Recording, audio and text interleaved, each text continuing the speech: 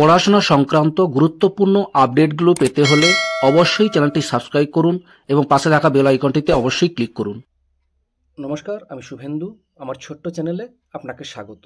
আজকের আমি এই ভিডিওতে আলোচনা করব চতুর্থ শ্রেণীর সমস্ত বিষয়ের প্রশ্ন এবং উত্তর নিয়ে।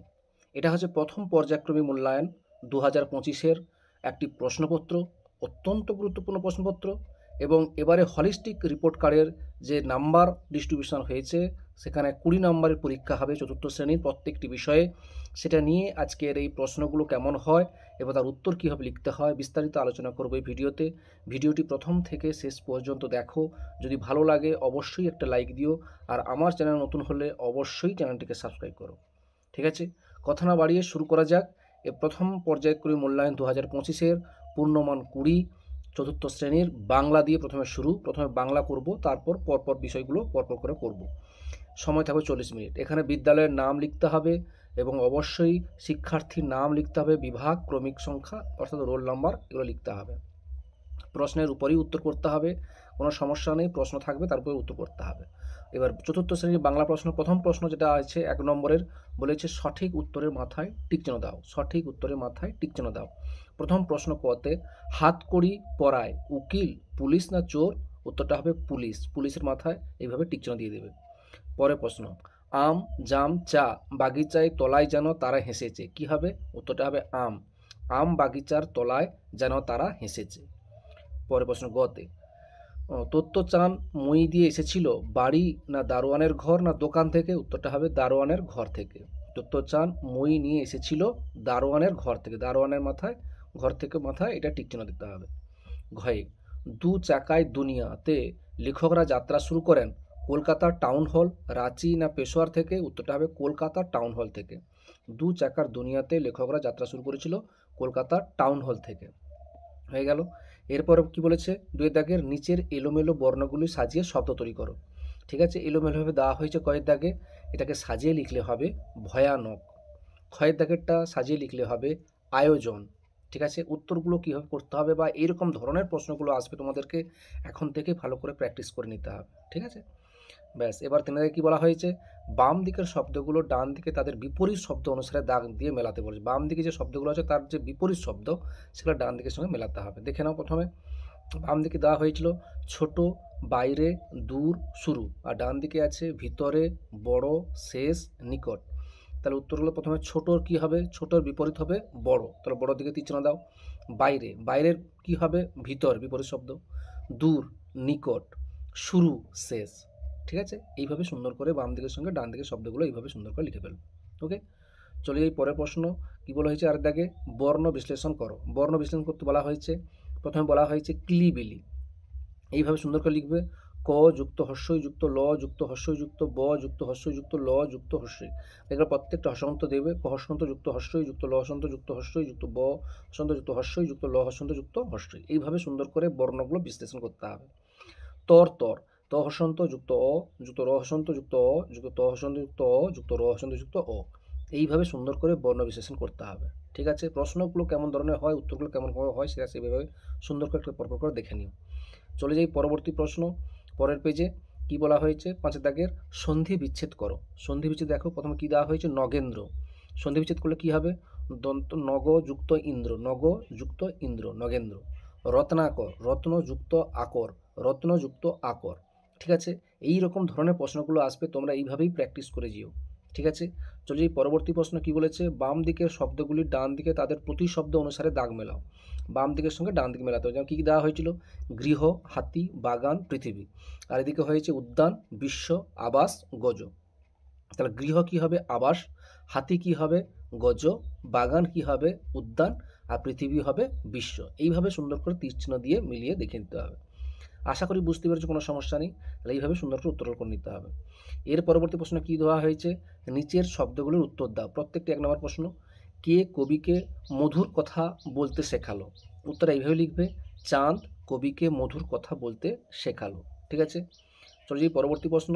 অন্ধকারে শিয়াল ছাগলছানাকে কি মনে করেছিল? উত্তর এইভাবে লিখবে, অন্ধকারে শিয়াল ছাগলছানাকে রাক্ষস মনে করেছিল। পরবর্তী প্রশ্ন গয়ে তত্ত্বচান কাকে গাছে চড়ার নিমন্ত্রণ জানিয়েছিল? উত্তর এইভাবে লিখবে, তত্ত্বচান ইয়াসোয়াকে চানকে গাছে চড়ার নিমন্ত্রণ জানিয়েছিল? ঠিক আছে, তুমি তোমার মতো উত্তরগুলো লিখবে এবং সুন্দর করে লিখবে। পরবর্তী প্রশ্ন, রান্নাঘরে উনুনের মধ্যে কি গুজে রাখা হতো? উত্তর এইভাবে লিখবে, রান্নাঘরে উনুনের মধ্যে গঙ্গা মাটি দিয়ে তৈরি গুলি গুজে রাখা হতো। ঠিক আছে, এই এই হচ্ছে প্রশ্ন, তোমাদের সঙ্গে শেয়ার করলাম। প্রশ্নটি কেমন হয়েছে, উত্তরগুলো কেমন লিখতে হবে সবই বুঝলে। যদি ভিডিওটি ভালো লাগে অবশ্যই একটা লাইক দিও, আর আমার চ্যানেল নতুন হলে অবশ্যই চ্যানেলটিকে সাবস্ক্রাইব করো।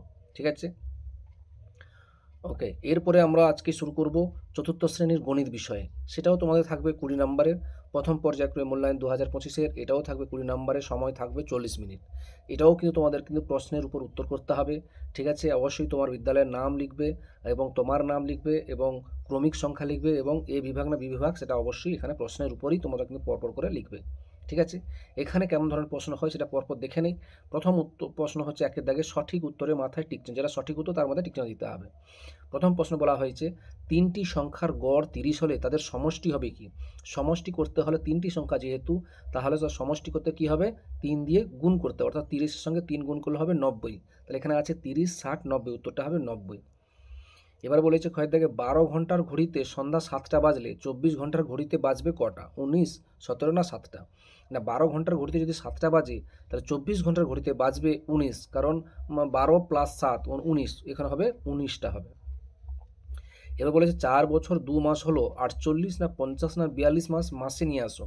তাহলে 4 বছর, তাহলে 1 বছর মানে 12 মাস, তাহলে 4 বছর মানে 12 4 48 প্লাস 2 মানে 50 মাস। পরবর্তী প্রশ্ন, 4 অঙ্কের বৃহত্তম সংখ্যাটি হলো, 4 অঙ্কের বৃহত্তম সংখ্যা কি? না 4টে 9। ঠিক আছে, 4টা 4 1000, 4টা 9, তাহলে উত্তরটা হবে 4টে 9। ঠিক আছে, এইভাবে যেটা উত্তর হবে সুন্দর করে এইভাবে করতে হবে। আশা করি বুঝতে পেরেছো, কোনো সমস্যা নেই। চলে যাই পরবর্তী প্রশ্ন, কি বলেছে? শূন্যস্থান পূরণ করতে বলা হয়েছে। কতে বলেছে লব 3 ও হর 5 হলে ভগ্নাংশটি কত হয়? ভগ্নাংশটি হবে উপরে লব হয় নিচে হর হয়, তাহলে ভগ্নাংশটি হবে 3/5, অর্থাৎ লব বাই হর মানে 3/5। আচ্ছা, খতে বলেছে যে বছর লিপিয়ার সেই বছরে ফেব্রুয়ারি মাসের দিন সংখ্যা কত হয়? নিশ্চয়ই জানো যে লিপিয়ার যে বছর হয় সে বছরে দিন সংখ্যা বিশেষ করে ফেব্রুয়ারি মাসে একদিন বাড়তি থাকে। তার জন্য প্রতি বছর লিপিয়ার না থাকলে হয় 28 আর লিপিয়ার হলে হয় 29, তাহলে এখানে হবে 29 দিন।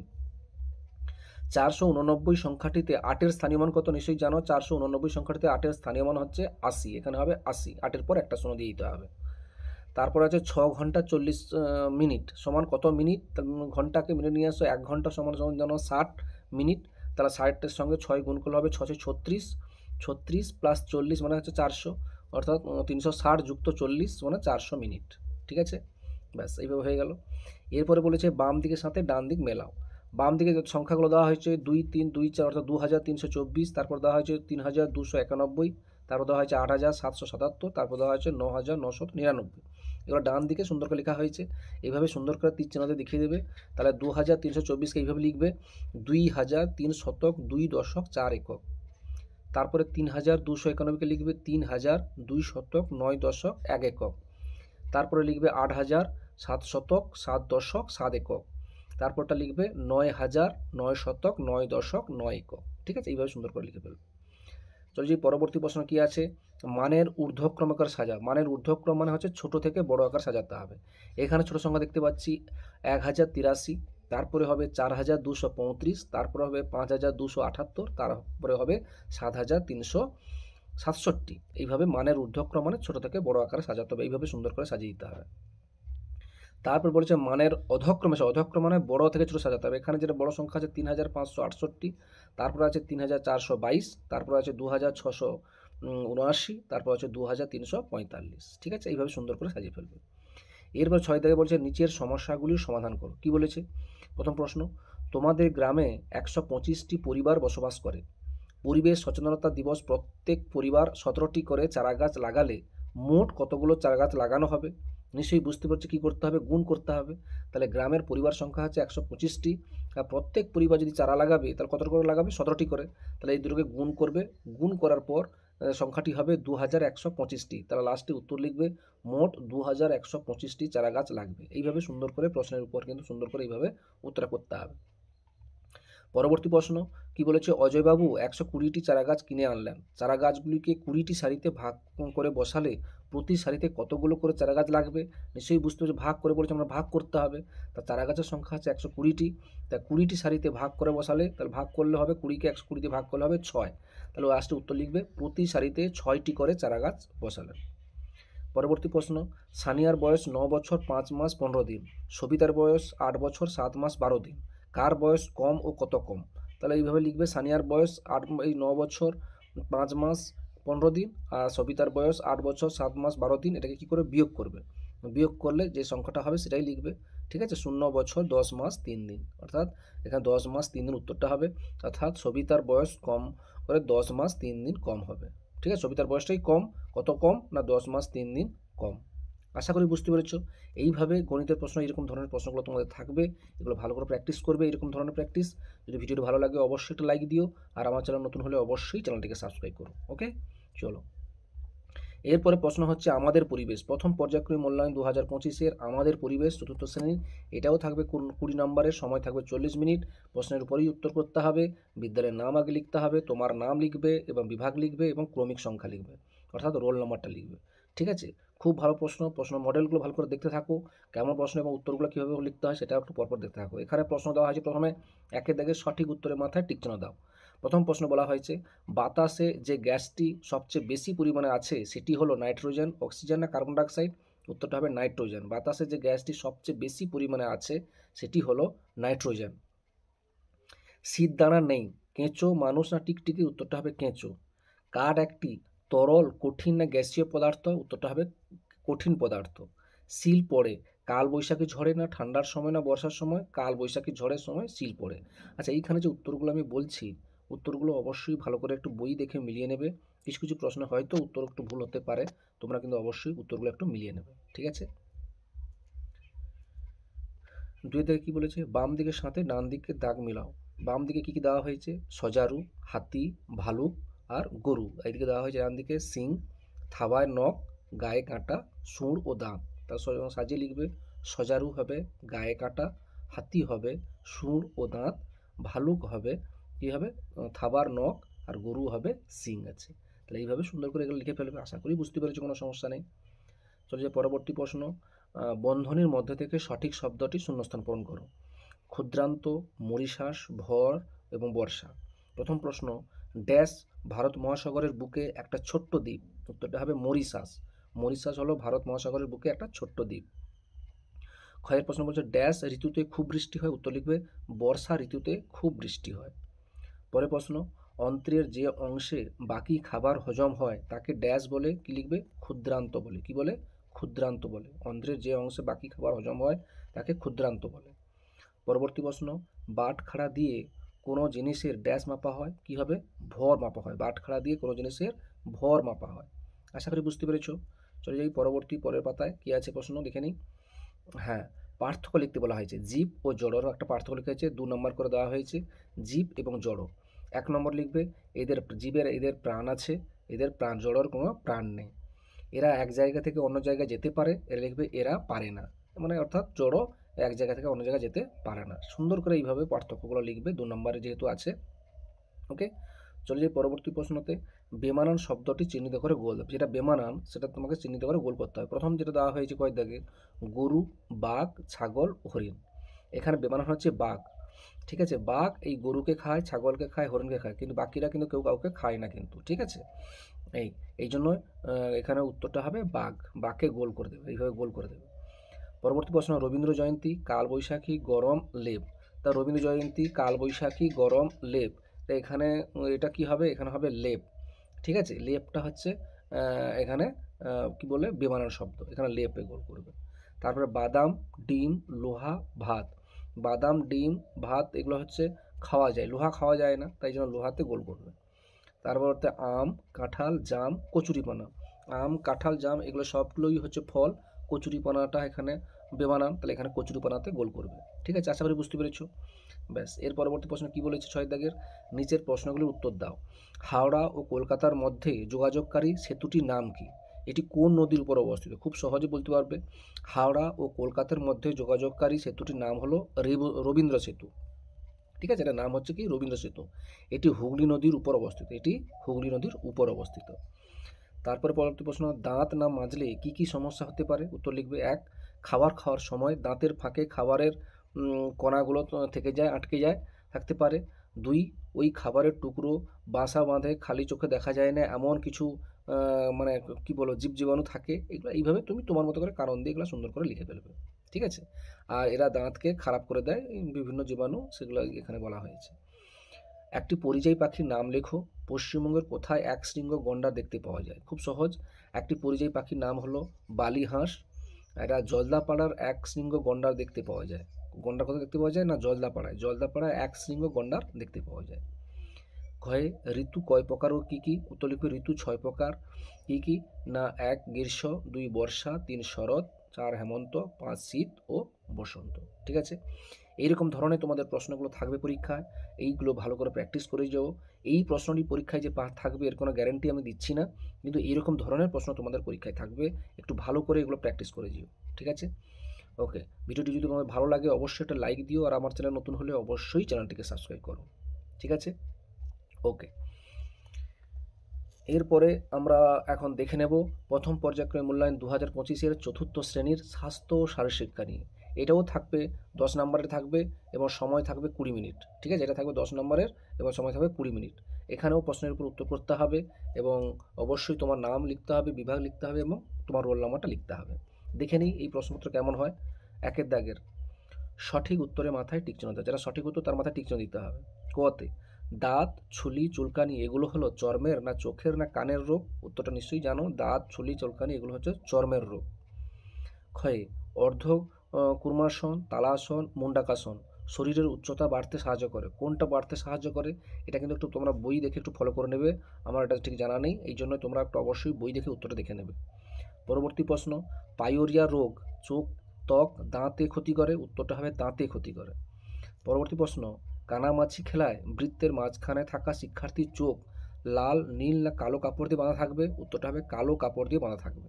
ঠিক আছে, এরপরে বলছে বন্ধনের মধ্য থেকে সঠিক শব্দ নিয়ে শূন্যস্থান পূরণ করো। কী কী দেওয়া হয়েছে? দেশপ্রেম, প্রাথমিক চিকিৎসা, 150, ডায়রিয়া। কতে একজন পূর্ণবয়স্ক মানুষের প্রতিদিন গড়ে মাত্র ড্যাশ মাইক্রোগ্রাম আয়োডিনের প্রয়োজন হয়? উত্তরটা হবে 150 মাইক্রোগ্রাম আয়োডিনের প্রয়োজন হয়। ক্ষয়ে বারে বারে পাতলা পায়খানা, শরীরে জলাভাব, চোখ বসে যাওয়াকে ড্যাশ বলে? উত্তরটা হবে ডায়রিয়া বলে। পরবর্তী প্রশ্ন, আহত বা অসুস্থ মানুষকে হাসপাতালে বা ডাক্তারখানায় নিয়ে যাওয়ার পূর্বে রোগীর বিজ্ঞানসম্মত চিকিৎসা ও শুশ্রূষা করাকে ড্যাশ চিকিৎসা বলে? উত্তরটা হবে প্রাথমিক চিকিৎসা বলে। ঠিক আছে, ঘয়ের প্রশ্ন, দেশের মানুষের প্রতি সমবেদনা জানানো ও তাদের উপকারের জীবন উৎসর্গ করাই হলো কি? উত্তরটা হবে দেশপ্রেম। আশা করি বুঝতে পেরেছো। ব্যাস, এরপরে বলেছে নিচের প্রশ্নগুলো উত্তর দাও। কতে চোখের দুটি রোগের নাম লেখো। উত্তরটা লিখবে। চোখের দুটি রোগের নাম হলো চক্ষু প্রদান, 2 রাতকানা, 3 ছানি পড়া। ঠিক আছে, এগুলো এইভাবে সুন্দর করে লিখে ফেলবে। ওকে, তাহলে এই হচ্ছে টোটাল তোমাদের প্রশ্ন। সঙ্গে এবার পরের পাতায় যে প্রশ্নগুলো আছে সেটাও তোমাদের একটু দেখিয়ে দিই। হয় শিশুদের পেটে কৃমি থাকলে কি কি অসুবিধা হয়? উত্তর লিখবে। শিশুর অপুষ্টি রোগে দেখা দিতে পারে। 2 শিশুর রক্তাল্পতা রোগ দেখা দেয়। 3 মাথা ঘোরা, ক্লান্তি, খিদে না পাওয়া ইত্যাদি। তারপরে প্রশ্ন, কানের রোগ প্রতিরোধ করার জন্য কি কি করা উচিত? উত্তর লিখবে। কানের ময়লা যাতে না জমে সেদিকে দেখতে হবে। প্রতিদিনের স্নানের সময় কান পরিষ্কার করা উচিত। 3 নম্বর, কোনরূপ রোগের লক্ষণ দেখা দিলে চিকিৎসকের পরামর্শ নেওয়া উচিত। অর্ধকুর্মাসন এর দুটো উপকারিতা কি? না, অর্ধকুর্মাসন দুটো উপকারিতা হলো কোষ্ঠকাঠিন্য দূর করে। 2 হাঁপানি রোগে যারা ভোগে তাদের পক্ষে এটি খুবই উপকারী আসন। ঠিক আছে, এই হচ্ছে স্বাস্থ্যশাস্ত্রিকা প্রশ্ন 10 নম্বরের। এইরকম ধরনের প্রশ্ন পরীক্ষা আসবে, তোমরা অবশ্যই ভালো করে এগুলো প্র্যাকটিস করে নিও। ঠিক আছে, ওকে। ভিডিওটি ভালো লাগলে অবশ্যই লাইক দিও, আমার চ্যানেল নতুন হলে অবশ্যই চ্যানেলটিকে সাবস্ক্রাইব করো। সকালে ভালো থাকো, সুস্থ থাকো। এর পরবর্তী প্রশ্ন, আমরা শেষ প্রশ্ন যেটা দেখে নেব, ইংলিশ। ফার্স্ট সামেটিভ ইভ্যালুয়েশন 2025-এর 20 নম্বর পরীক্ষায় থাকবে চতুর্থ শ্রেণীর ইংলিশ এবং 40 মিনিট টাইম থাকবে। তার মধ্যে লিখতে হবে তোমার বিদ্যালয়ের নাম এবং তোমার নাম, তোমার সেকশন, রোল নাম্বার। এগুলো যদি পারো তো ইংলিশে লিখবে, না পারলে বাংলায় লিখবে, কোনো সমস্যা হবে না। বইটা ভালো করে পড়বে, তোমাদের যে সিলেবাস দেওয়া হয়েছে সেই সিলেবাস অনুযায়ী পড়বে।